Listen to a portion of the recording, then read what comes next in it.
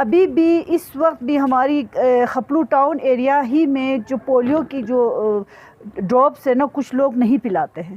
تو میڈیا کے تھرو اور فوکل پرسن کے تھرو اور جتنے بھی آپ جہاں میڈیا والے یہاں تشریف رکھے ہیں، آج کل سب سے بڑا ہتھیار اور سب سے زیادہ لوگ جو ہے نا میڈیا کو سنتے ہیں. تو اور جتنے بھی اس میں اگر ہمارا کوئی عالم الدین ایک تشریف لاتے تو اچھا تھا، کیونکہ یہ پروگرام ذرا جلدی ہوا.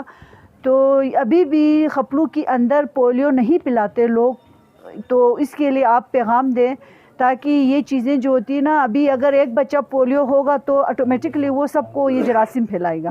جو لاسٹ NID ہماری تھی نیشنل امیونائزیشن ڈے کی جو کمپین تھی، اس کے کوئی دوسرے دن ہمیں کوئی ریفیوزل آیا تھا برا والی سائڈ سے، غالباً برا پائن سے تھا.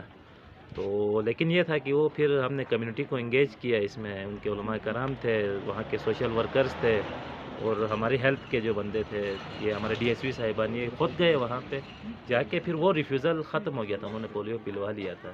لیکن کنیز صاحبہ نے یہاں پر ڈسٹرکٹ خپلو سینٹرل سٹی کی بات ہے کی، تو ڈسٹرکٹ وہی ہے شاید، خپلو سٹی کی بات کی انہوں نے، یا برا تھا وہاں؟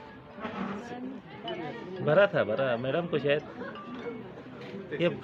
یہ برا تحصیل خپلو میں ہی ہے، برا خپلو میں ہی ہے، اسی میں آتا ہے. لیکن نہیں، یہ تھا ریفیوزل، یہ ختم ہوا تھا.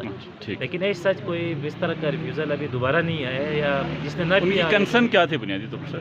بس وہیں جو مذہبی ریجیڈینس ہوتی ہے کہ یار پولیو کے اندر پتہ نہیں کیا ملا دیا گیا ہے، اس سے اولاد کم ہو جاتی ہے، یا جتنی یہ جو ہمارے ادھر افواہیں چلتی ہیں، وہ بیسیکلی کنسرن ہے. ٹھیک.